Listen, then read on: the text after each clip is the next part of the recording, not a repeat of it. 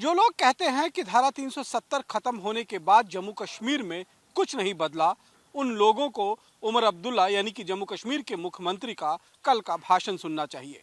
उन्हें जम्मू कश्मीर का एक बार दौरा करना चाहिए और जम्मू कश्मीर की बदली हुई तस्वीर खुद अपनी आंखों से देखना चाहिए।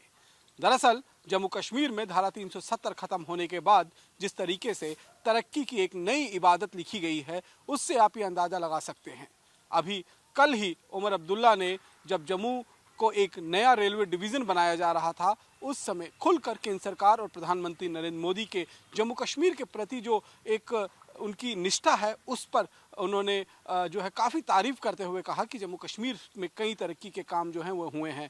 अब जम्मू कश्मीर में नया रेल डिवीज़न बन चुका है। बहुत जल्द रेल जो है वो कश्मीर घाटी के साथ कनेक्ट हो जाएगी। कनेक्ट तो हो चुकी है, बस खाली उसका इनाग्रेशन होना बाकी है। इसके साथ ही अब एक और नायाब तोहफा जो है वो जम्मू कश्मीर के लोगों को मिलने जा रहा है और ये नायाब तोहफा है जडमोर टनल। जी हाँ, आपने ये जडमोर टनल का नाम जरूर सुना होगा कि जब करवा चौथ के दिन इसी जडमोर टनल के जो कंस्ट्रक्शन कंपनी थी, एप्को कंस्ट्रक्शन कंपनी, उसके कर्मचारियों पर बेस कैंप के अंदर आतंकी हमला हुआ था और 7 लोगों की जान गई थी। जम्मू कश्मीर को एक नई ऊंचाई तक पहुंचाने के लिए किस तरीके से लोगों ने अपनी खून की बाजी भी खेली है, जान की बाजी भी खेली है, खून की होली भी उनकी जो है वहां पर खेली गई है। उसके बाद जम्मू कश्मीर की एक नई इबादत जो है वो लिखी जा रही है।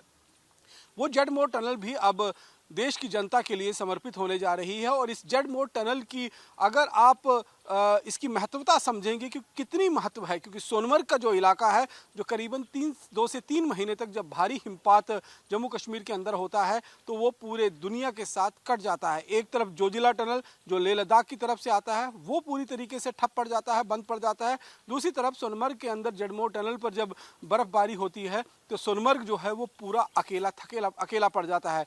ऐसे में उस इलाके के अंदर जब भी कोई दुश्मन चाहे तो उस पर अपना कब्जा जो है वो कर सकता है। इसलिए सामरिक रूप से भी अगर देखा जाए तो जडमोर टनल पर सेना की आवाजाही, सेना के साजो सामान को पहुंचाना जो है वो बहुत दुर्गम कार्य होता था और वहां पर 6 महीने का राशन पहले जो है वो स्टॉक करके रखना पड़ता था। लेकिन अब जो जडमोर टनल की शुरुआत होने जा रही है, माना जा रहा है कि इनॉग्रेशन के जरिए प्रधानमंत्री नरेंद्र मोदी 26 जनवरी को इस जडमोर टनल को देश के नाम समर्पित कर सकते हैं और उसके बाद जो सोनमर्ग का इलाका है वो पूरे साल हर मौसम में बर्फबारी में भी देश की जनता के लिए खुला रहेगा। इससे जो वहाँ के स्थानीय लोग हैं उनको तो भारी फायदा पहुंचेगा ही पहुंचेगा, क्योंकि वो देश के साथ हर एक मौसम में रोड कनेक्टिविटी के माध्यम से जुड़े रहेंगे। वहीं दूसरी तरफ जो इसका सामरिक महत्व देखा जाए तो सेना के लिए, बीएसएफ के लिए, सीआरपीएफ के लिए, सिक्योरिटी फोर्सेस के लिए जो है उस इलाके में आना जाना जो है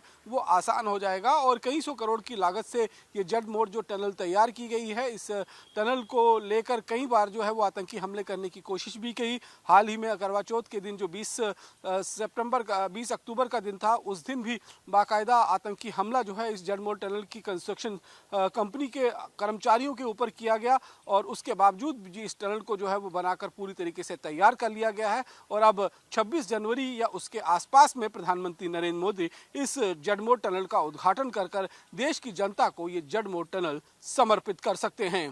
कैमरा पर्सन सुनील के साथ रमन सैनी, इंडिया डेली, जम्मू।